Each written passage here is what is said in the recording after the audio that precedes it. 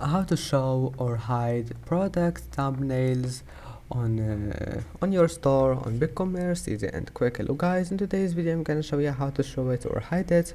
First, open your browser and then click settings,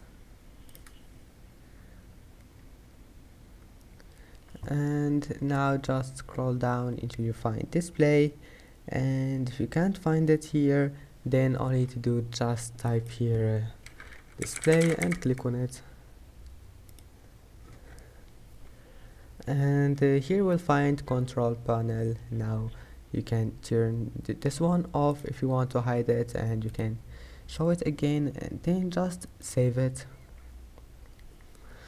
I hope that can help you, and that's it for today's video. Don't forget to like and don't forget to subscribe, and thank you for watching this video until the end, and see you in the next video.